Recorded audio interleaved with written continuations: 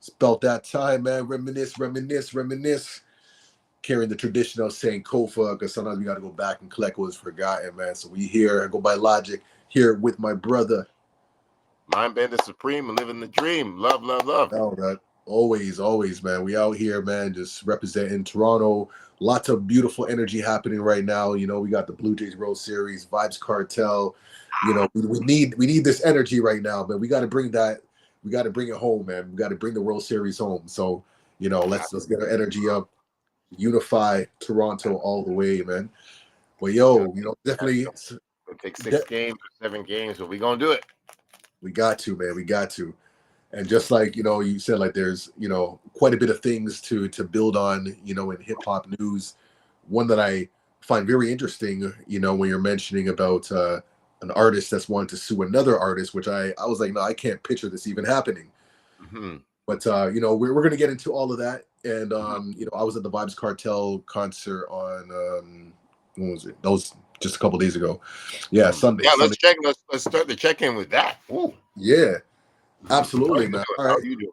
Well, first of all, man, doing blessed. Appreciate you asking. You know, I'm coming towards at the end of harvest season. You know, so I'm you know getting all that good stuff ready, which is always a nice vibe. You know, it's a nice like gardening hobby for me. You know, like I think it's important to have a hobby that's not your like everyday day to day kind of vibe and whatever, just to kind of switch gears in the brain and whatnot. You know, and not to mention connecting with the garden is always like a beautiful vibe and you know like. Yeah, like you know, when it comes to like harvest season, you know, you're looking at about like 5 months of like care, you know, of patience, you know, and there's so much like lessons that come with that, you know, up until the point of seeing like the fruits of your labor and whatnot. So like you know, this time of the year always gets me in a nice vibe because you know I start thinking about you know apple pies and pumpkin spice and you know all the fall elements that are seasonal, right? So but yeah, like you know, speaking of seasonal, this is definitely something new, man. Vibes Cartel for the first time in Toronto, and you know, as Toronto having a very large Jamaican population, you know, been out here for generations, decades, and how big dance hall culture is, and how Toronto is connected to that dance hall momentum. You know, like we can you know use like Sean Paul as a perfect reference. That like you know like Toronto really helped catapult you know, Sean Paul into the mainstream, you know, because of the culture that we had here. It was very easy to adapt and to translate Jamaican culture in a North American space and whatnot. You know what I'm saying? So there's a lot of history here, lots of connections. And Vibes Cartel, man, you know, selling out 3 arena nights at the Scotiabank Arena is incredible for dancehall. I did see Buju there, which was great, you know, and that was a spectacular. Yeah, he was at Scotiabank Arena as well. But I think it's Barb's the first time selling out like two dates or 3 now, you know. So that's definitely a huge vibe and something that people waited for a very very long time, you know.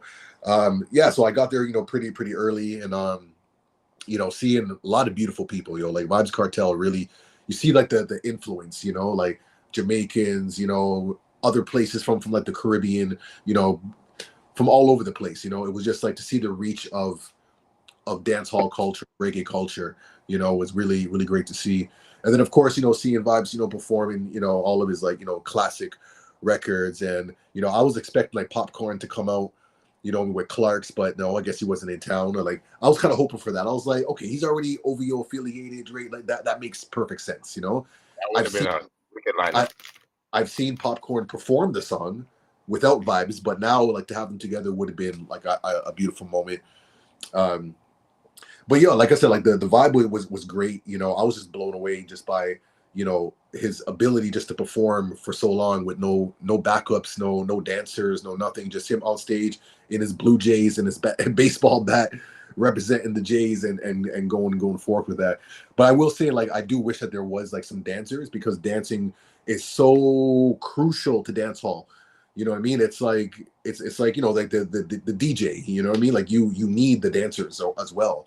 You know what I mean? Because even if an artist is performing in the crowd, there's people dancing. You're going to see some type of routine being broke out, right? So I think that based on Toronto's foundation and contribution, I think that could have been like thought out a little more. And I know there's a lot when it comes to logistics and organizing people and whatever, but I think it could have been done. You know, I mean, if it could happen anywhere, it's Toronto, 100%, 100%. You know what I mean? Right, But right. yeah, but it's also great. You know, the boy came through Jersey, and what I like about it, like he didn't just come out on the stage that he normally would. He was already embedded in the crowd, almost like how they do with those like award shows.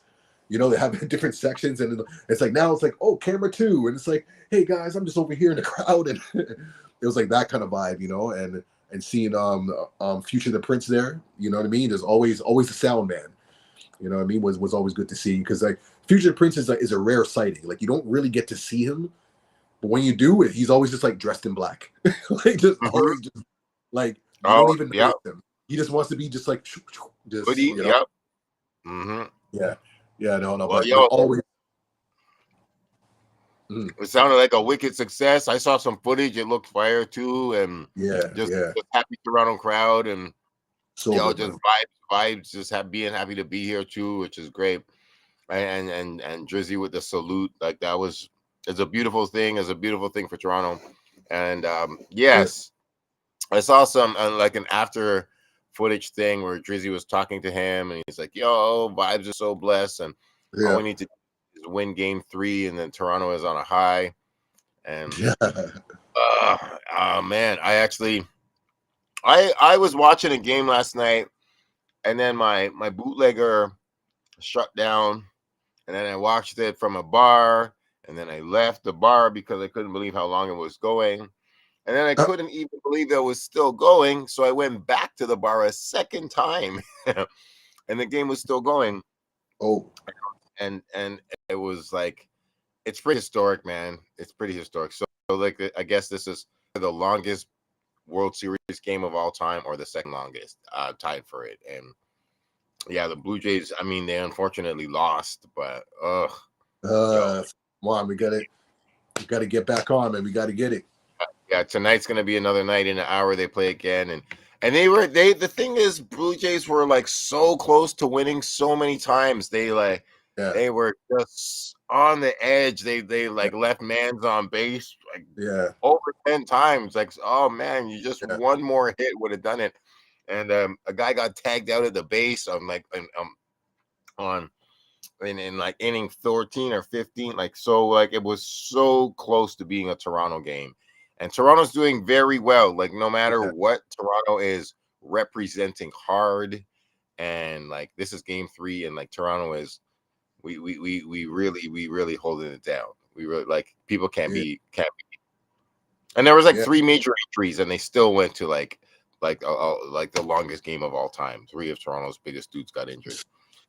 So yeah, I'm like, yo, I'm not massive on baseball, but I'm rushing in and getting a crash course in this last couple of days of the playoffs, and yeah, it's been pretty entertaining. yeah. That's what's up, man. Well, I'm definitely gonna take it in. I'm going to. We got you, man. We got to support, man. So come on, man. Go Jays, go. Go You know, Jays, go! I need to get the new upgraded Blue Jay fitted now. You know, I got my right here. Hold on a second. Yeah. You know, I got my Jays, but now I need the one that has the World Series on the side now. That's the one that Oh, I need. I need that one, you know. I need the one that just has gonna have the World Series like right there, you know, like boom. They're already selling that's that. right. You know, they're That's already selling right. the World Series one. And Oh, that's then when the Jays get the championship, then they need to get the champion fitted. yes, And I champion might even fitted. get two. I might even get two because I need one to wear and then one to archive. Just hold that. Yeah, exactly. I got a Raptors cap I don't wear. It's Like just I just wish I remember I had both of them, the World Series back to back. You know those flags, you know those like triangle, like long triangle flag looking things. Like I had like, you know, what, one of those, man. But that's like long gone somewhere. But I wish like those memorabilia's, man. We got to keep that, man. So it's the artifacts, man. artifacts. Facts. We need it. We need it. You know, and I find and I feel like in a world of, you know, like you know, AI technology and so much things, um, these artifacts and tangible things of real history that have stories, that have experiences that we can share, are going to become so valuable because people are Yep. going to want like actual experiences, not a prompt. Don't get me wrong, it's cute, it's fun, whatever, but I feel like there's going to come a time, where we're really going to value those like direct human experiences and stories. It's like, yo, like, tell me that time you saw Prince in concert. Like, let's gather around and hear the story from like a first eyewitness account. That's it, man. I love that. You're absolutely right, man. Because the time that I saw Prince, I had to wait 11 years to do it, man. My Prince story was, yeah, it's like that. It's like that where it's like, yo, man, you can't recreate Yeah, these things. It's a once in a lifetime, like lightning in a bottle moment, man. The computer can't put it together. Like, yeah, and certain people had certain experiences, certain people don't.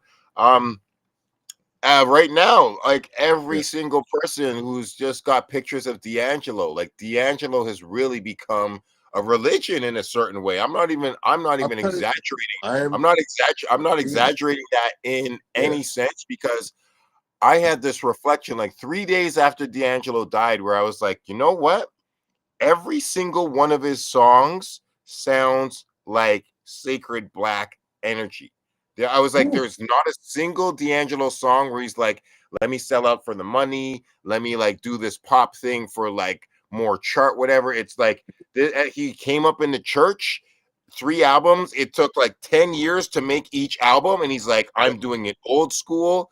I'm recording this at Electric Ladyland, like in the Jimi Hendrix studio. Like I'm doing this, but like old school, religious, sacred right. energy. Yeah. Every Oh, single, yeah. all the way to his very last song. And Ooh, so like, so it's like people are reflecting on it and they're like, okay, well, like we always knew he was a rare musician. Everybody knew that, but it's like you can't even articulate how rare what we lost now. Like he died at 51 and that's we so, always yeah. wanted we it's so young, we wanted more. All we got was 3 albums and each Yeah, of them had like 12 songs. It's not a ton of music. So like everybody's like this man's approach was church. It was sacred. That we don't do this anymore. They don't like we are at a loss because we don't teach the new generation how to approach music this yeah. highly. So every single picture, every cover song did, every appearance now people are like cherish that. It's so true, and I didn't really realize like how much of a religion D'Angelo was, until seeing like the feeds and the stories that people are sharing and expressing their connection to this amazing soul and artist. And yeah, like when I learned about him, his creative process, of again like taking X amount of years. I think like five of those years for one of the albums, can't remember which one, was just like studying like the greats, you know what I mean, and just really just going through it and really getting down to like the essence of music creation. So Yep. that type of like intentionality is rare, and that's what I mean though. Like that's what makes it so sentimental, right? Especially and I contrast that with the AI, because like you can create a prompt that will sound like D'Angelo, but it's not though. You know what I mean? Like and to know like an artist like that who was really intentional about his craft and building, as many authentic artists are. Like I think when you see the work that goes into it, there's a deeper appreciation for the craft. You know what I mean? Like very similar to what I was talking about. Like in the another parallel is harvest season, right? So seeing from like the beginning, like the whole process, as opposed to just going to like a store and just purchasing whatever. Like you're part of this whole journey, from beginning to end. And it's like I know this product. You know what I'm saying? Like I know this. Like I was there, right? You were there, you raised it. There we go. There we go. Yeah, yeah. So there's that personal like connection. So I always big up artists who are able to like really honor that and not. And again, I don't judge artists who lead with more on the money side, because who knows what's Oh, happening in life or priorities or whatever circumstances. But to I and just as I'm reflecting now, I'm thinking about D'Angelo and the sacrifice that comes with that, because I'm sure there's been many opportunities that could have just changed his life in incredible ways if he just like agreed to something, but he was like, nah, this is not aligned, and had to, Yeah, fall back. like a Nike sponsorship, or like, Yeah, McDonald's was like, "Hey man, yeah, yo, can you do something kind of funky but real yeah, simple?" But like, and he's like, "Yeah, I could, yeah. but I'm not going to." And Exactly, exactly. yeah, and he's like, So "Yeah, man, I just said no to like $5 million," and it's like, yeah, true, yeah, but now your like integrity is up there with the angels, and like, and yeah, like it's just I'm bringing him up because it's been like kind of wild. Like there's yeah. been a couple, like Peace from Freestyle Fellowship just passed a few days ago, Oh and man, that jeez. very very brutal because I got to see them perform a couple times. Once in New York in the year 2000, and they No, were the most innovative lyrical group of all time to me. They never really got their flowers. And Freestyle Fellowship, people don't know, but like Dr. Dre considered signing them for a moment. Like Dr. Dre was, they were in Los Angeles as well, and they were like so known in the LA underground. Everybody knew that they were so ill, but like it's just like some of the people are just beyond. They're like, yo, we can't sign this. You're too ill for the market. yeah. And like Dr. Dre considered it for a sec, didn't go with them. He like went with Rascast for a minute. Mm, But yeah, so rest in peace to Peace from please. Freestyle Fellowship. Mm, And today as well, also Young Bleed has passed away. And Young Bleed yeah, was No Limit Records with Master I P. mean, yeah, And yeah. yeah, I had one or two of Young Bleed's cassettes. I bought them. And he's really dope. He was a down south New Orleans lyric. He kind of sounded like an East Coast dude, kind of sounded like a New York Philly dude, whatever. But Yeah. whatever, like he just sounded dope. So I actually I had his tapes, and he was dope. He had a tape Oh, called "My Balls and My Word." Shout out to the okay. Scarface quote, and it was sick. It was sick, man. I got it around here somewhere, and Word, yeah, up there maybe. But word. yeah, we lost a couple more one of a kind MCs, and gotta Yeah, remember them. so many losses, man. So much going on. That's why we gotta appreciate life and value. The time and moments that we have. Make it intentional, man. We gotta be building memories. Because at the end of the No day, doubt. man, that's all we got. So Oh, we let's got. make You're right. you know, You're right. And let's he leave was just something. really quickly. He was on the Cash Money versus No Limit battle of the Oh, verses that was just so he happened on the weekend. Like wow.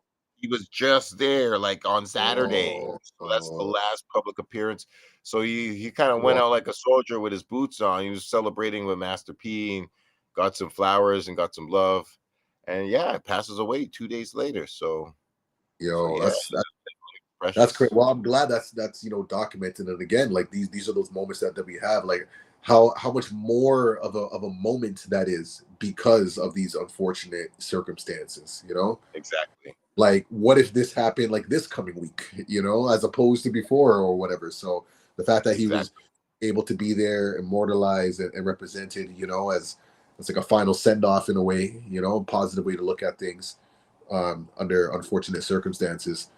So yeah, man, rest in peace to him. Condolences to the family, and yeah, like this is hip hop, man. Like where we're seeing all different kinds of things. Artists come and go for different reasons, but we're also seeing artists remain and extend their time while they're here. So big up to No Limit, Cash Money. I didn't get to check it out, but I'll definitely see some clips a little bit later though.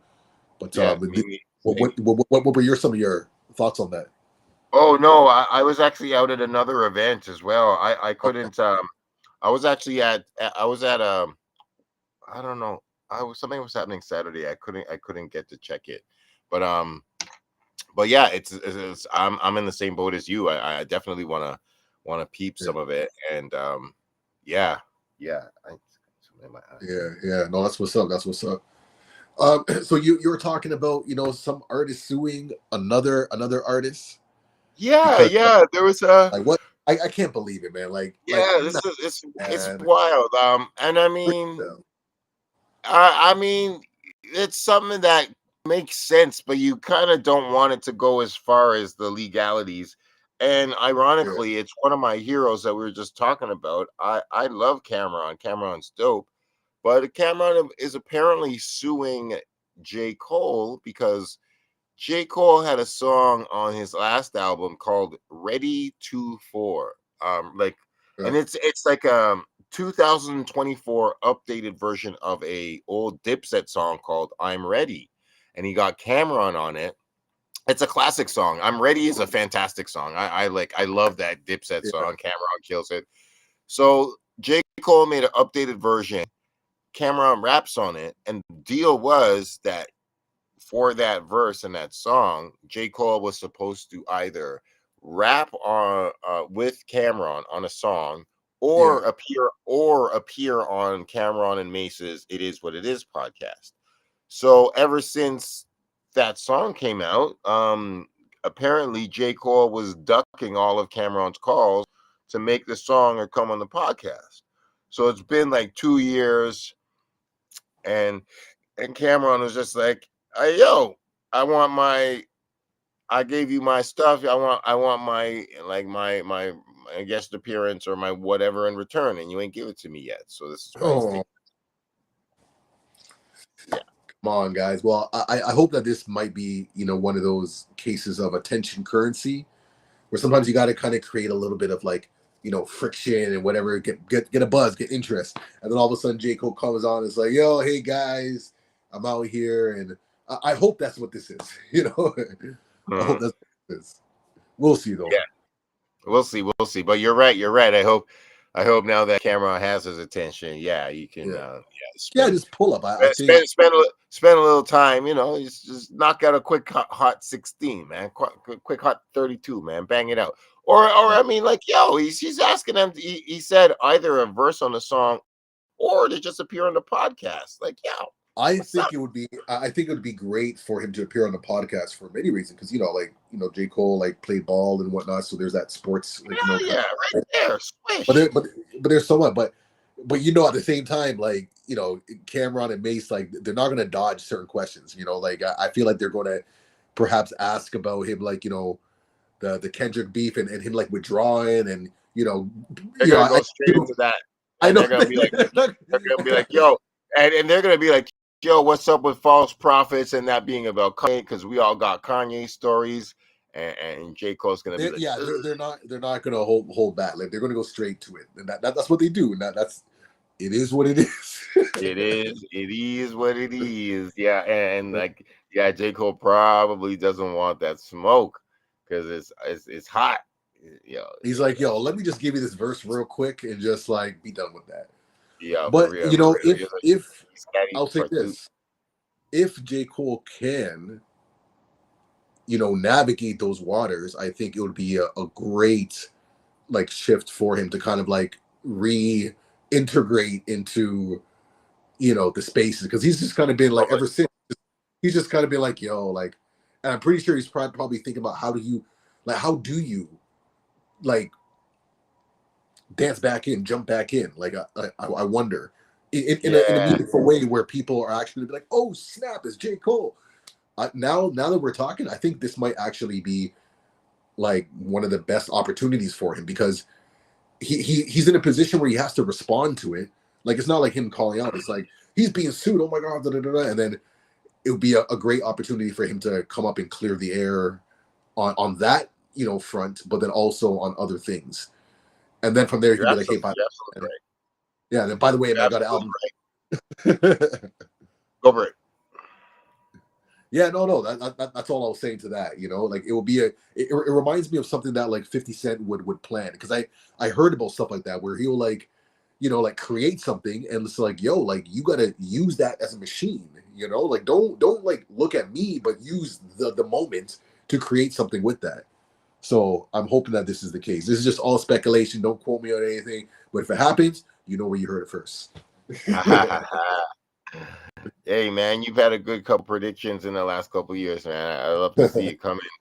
Because, I mean, the wild thing is, I mean, you never know what is what. And But I've seen I've seen some movie directors and even some rappers talk about how they get ideas from social media. They're like, they be reading comments, they're like, honestly, some of them are like, yo, that's a good idea. And they just be scrolling shit, random things that heads say. People out here are, because it's just like I mean, honestly, for better and for worse, that is what AI is made of. It is just Yeah, yeah. stealing everybody's collective ideas and then So making a single yeah, idea out of it, like the requested yeah. idea.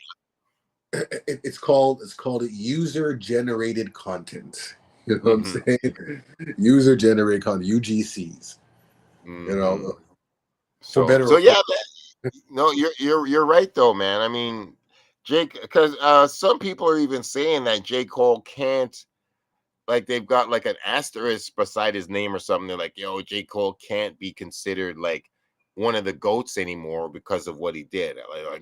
No real goat would like bow out of a battle like that. Like, and he has they're to like, like okay, he's like, he's a rapper and he's still got his yeah. career, but like he can never claim that like he's the best anymore. So I've seen some people say that, but like, Yeah, no, like it's yeah, I mean that's fair, that's a fair perspective. And like hip hop is like combat sport, so there is that reputation kind of element, especially if you put, like, if you're not in that space, then I mean, it's cool, no one's gonna like care or whatever. But if you put yourself in that position to be like, yo, yada yada yada, like you're about that life, and then it's like, ooh, let me just not be part of this, it's yeah, but like I said, like I think J. Cole could, because I like J. Cole. I think he's great.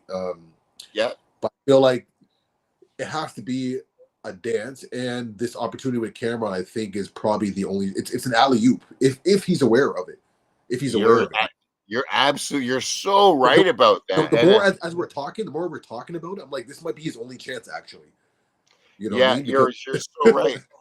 And it's like, yo, J. Cole stole that song. I think it's his greatest verse in his whole career, maybe, except for it's up there with False Prophets, as yeah, maybe False Prophets is maybe the best Kanye West diss of all time. yeah, But yeah, yeah. yeah, like J. Cole's record with Benny the Butcher, he Oh, smokes Benny. And I'm like, Benny is like a fantastic, great, kind of like arguable new king of New York, yeah, but J. yeah. Cole murks him on Johnny P's Caddy. Fantastic verse, one of the greatest. And it's like, if you did that again with a thing Uh, with Cameron on this Cameron oh, thing, then a lot of people would be like, yo, well, I know you ducked out of that Kanye thing with Drake, but you're back in the conversation.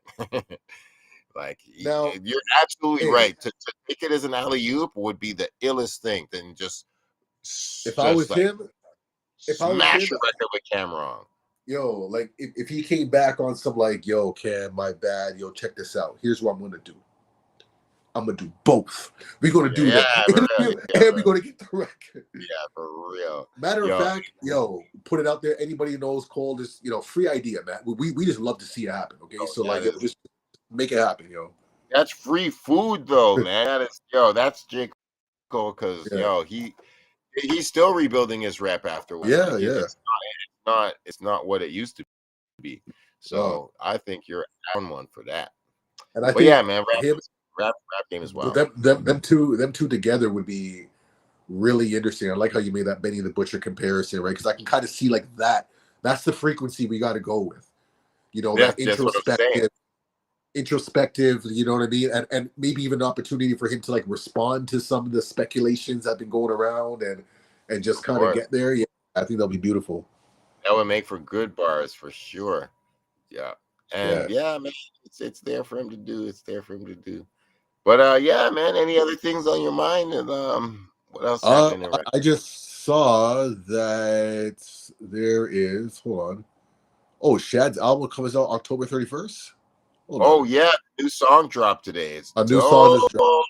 Yeah, Planted. Plant The is final single dope. from the Oh, forthcoming album, Start Anew, out on Friday, October 31st.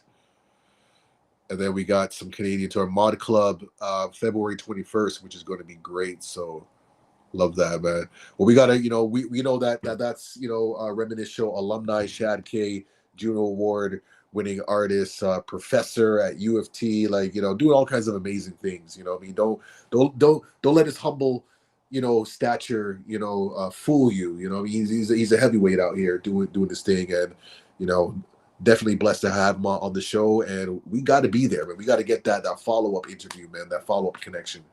Absolutely, absolutely. My jaw's on the ground because him announcing that coming out on October 31st. October 31st, I think is going to be the best for me. It's going to be maybe the best album release date of the year because 3 albums are coming out on that day. One of them is Shad. Yeah. One of them is Big L. And the other one of them is Drake.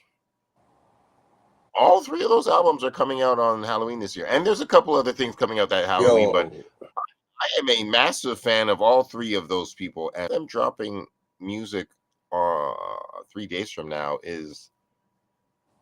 that sounds really. Oh, I'm gonna tap into that, man. Though. Hey, like hip hop has been really impressing me, a lot lately, and that one Nas Big L single that was released, incredible vibes. That, like I said, it brought me back to the essence. I'm like, this frequency, this sound is what got me to be an MC. Like that made me literally pick up a pad and pen and like, I'm going to figure this out. I need to be part of this. This is incredible. Like that, the lyricism, man. Oh, love it, love it. For real. I got a bit of slightly semi bad news. I gotta update a bit. Not too bad, but I heard that that the Jay-Z verse might not be a brand new verse. They might have just used like the old Jay-Z freestyle with Big L from well, I mean, it's like okay, Yeah, exactly. It's like it's still dope, but like what? Jay, yeah. No, I know I you're a was dad. still, I still, like I was joking like last time because because I was like, okay, if it's new Jay verse, it's like, yeah, like he gets to like prepare, what I mean? Like make sure he doesn't get to hear the verse first. You know what I'm saying?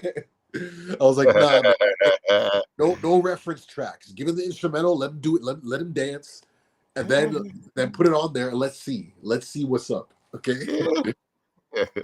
Try to trick us. Yeah, that's jokes. But yeah. I mean, either way, like old Jay, new Jay. I mean, they're slightly different, but Jay-Z's he's very much got a right to be on this Big L album. Check this out though. So there's another song that's floating around. They're saying it's gonna be Big L featuring Mac Miller, and some people are like, Big L and Mac Miller, what the hell is that? And some people are saying it like this: Mac Miller is the kind of guy that Big L would have robbed. Like, what the fuck is this kind of shit? What kind of posthumous fuckery is this? And so apparently they were saying that Mac Miller was a known very big fan of Big L and was apparently got a street struck tattoo even, and was like, Big L was like one of his big influences. So some people they're saying, yeah, that's why they put the record together. But what do you think about that? It's a little weird to me. Because like there's no like real like connection. Like it's two different generations. I was waiting for the connection, because I'm like, okay, maybe he got like a picture like I was thinking of like Bless, Bless got a picture with Tupac, you know what I mean, like something like that when he was younger, Bless from Montreal, like I wonder if there was like something with Mac Miller or something along those lines, that maybe he met him when he was like a child and now he's a rapper and influence or whatever. But the tattoo, that's cool and all, but yeah, it's a little weird, and like I don't know, like I think certain things should just be like left if there isn't any like actual connection. Like if they were around, would that naturally organically happen? We don't know, it would have been dope, I can see Mac Miller doing, if it already exists, cool. If not, it would have been a dope idea for him to do like a tribute record, to Big L. I can totally see Mac Miller on that vibe, just like doing like one of those um, homage type of records. But That's real. bringing two people who've already crossed over together, and I don't know, man, that's some like engineering on some, like, I don't know, it's sticky to me. It's yeah. Agreed. I totally agree. And like, yeah, like I'm just spreading the news. I didn't, I definitely wasn't. I'm not like a hater of Mac Miller in any way, like for Yeah. sure. Like, but I'm not gonna say like I was a mega fan. I'm not too familiar with his stuff, but he could rap. I heard some of his stuff and like, yo, I definitely that dude definitely could spit. But Yeah. yeah, I didn't yeah, I think his style was different than Big L. He wasn't, he wasn't. I don't think like it's not like a Lord Finesse kind of vibe, or Okay. it's like it's not like a big pun to Cool G Rap, where it's like, oh, okay, I Right. could obviously see. Like, I don't think that Mac Miller was that close to Big L, but either way, Yeah. the one thing I did hear in other great news, Ooh. Method Man is going to be on the Big L album. And Okay, I rock with that. I rock with that. yeah, I heard a bit of the beat. The beat sounds grimy. And Method Man was on Noriega's show talking about how he said that Big L used to deal him his angel dust. So random, like Big L. Yeah, it was so grimy. Those are some different times, like the '90s, man. Like crazy, yo. Different times, man. Straight up, like these guys would see each other just in the streets, man, like in the fucking gutters, like Cameron's rhyming about how he used to go pick up drugs and he used to see ODB in the line. He's like, yo, man, I'm going. Stop it. Me and ODB would get drugs from the same dude. I'm like, yo, this is grimy as fuck. These stories are wild. Like, this is not no industry So shit. that's what I mean. Like, like you can't get this from like a prompt, man. These are people who are like really outside and like lived through some like real treacherous environments, to come out to tell a tale. It's like Facts. yo, like you can't make up these stories. Like this actually happened. You know what I'm saying? So yeah, Facts. man, gotta get there, man. All right, man. So as we wrap up, man, like any last reflections, anything that's on our radar, anything else? No, not really. Just I hope the Jays win tonight. I think they're playing in like 20 minutes. Okay. Um, yeah, I think that's about it. Hip hop is hey man, yo, I got this weird ban on my Twitter right now. It's stupid. I had a criticism of Donald Trump and then they banned my Twitter for a minute, so I'm trying to get back in. And there's like this little stupid argument floating around. There was some kid from this new generation. I'm assuming he's like 21 years old, and he Okay. has a quote saying, "Illmatic was a hard listen." And I'm like, what kind of fucking bullshit? Wait, Illmatic was a hard listen? Yeah. You know what I realized? And I think, like, just for speaking from the new generation, like, I wonder if it's because of like the lyricism. You know what I'm saying? Like, because there's a lot of wordplay and just like you actually have to like study the lyrics. Like some of these songs, like you may have to listen to a couple times to like really get it.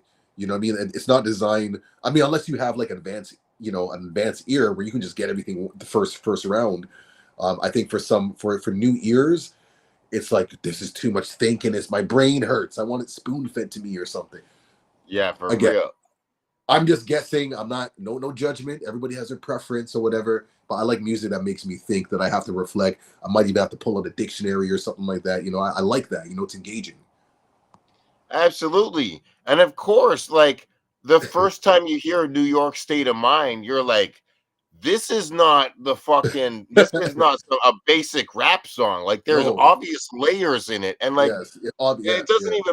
doesn't even matter who you are. You like the meanings of like the street shit about New York when you like 139 to cell blocks and Yeah. stuff like that. You're like, yo, that's codes and stuff. You're like, yo, Yeah. you have to study. You have Yeah. to study. See? Like you just automatic. It doesn't even matter how smart you are. Like Rakim would have to be like, I have to study some more to like decipher this song, and like, but like, it's not a hard listen like abstract De La Soul where they're just like jazz greats who are rhyming on like level 6 or like even Freestyle Fellowship. I'm like, that's a more hard listen I would get.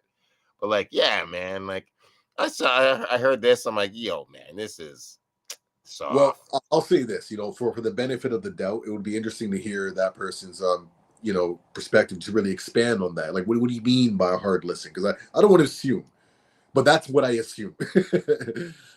Because to think about it, like in our generation, man, like we would listen to records and we would be like unpacking that for like days, and like it would come up in multiple different conversations. Like we'd be deciphering and decoding lyrics and playing it back and just really going on like this deep immersive connection with this record, as opposed to like this like fast food experience that's just quick sound bites. It's like, yeah, that was a good vibe, okay, next. Like there's no time to really like sit with the record and really marinate with it. And I think that's also part of the problem, because your music is meant for that. Like you had to like clear your environment, set the tone, set the mood, and then like really sit down and vibe out. Like people don't do that anymore. You know what I mean? You're Like absolutely that's not right.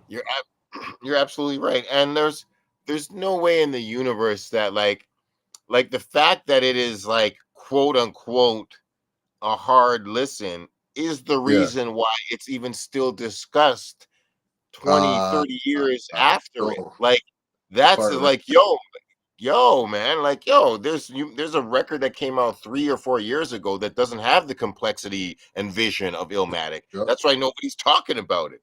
And it's like it's not even a hard listen. Like there's all these various things.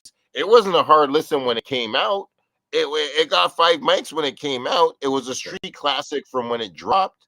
Like we didn't need it to like sell a million, but like people who knew Illmatic. Like, no, it's not some surprise slept on record. It's actually like one of New York's most popular fucking records. Like, so it's like, we were like, even like we know this is dope, and whatever that we don't know about it, we know that it's just gonna make it more dope when we study it deeper. Yes, there we go.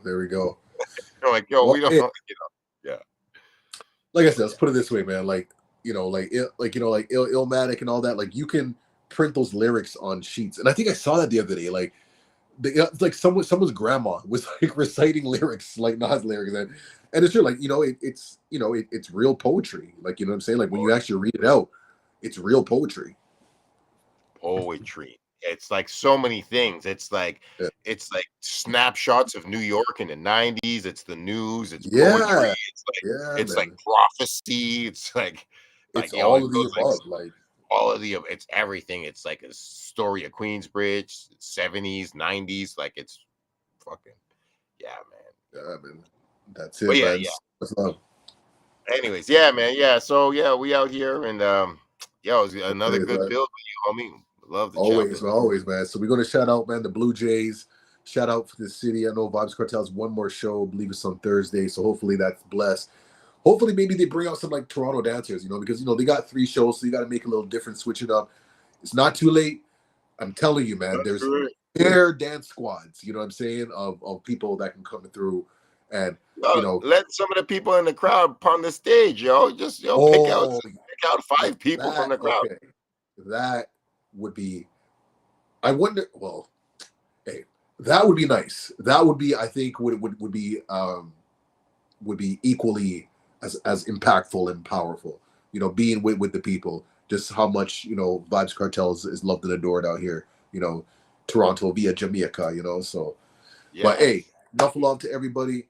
We're going to keep it going, stay tuned for other hip hop shows and events that's coming up. It's the Reminisce Show. We do this every Tuesday, 7 p.m. live, Eastern time. Go by Logic. I'm here with my brother. Ryan Bender. What up?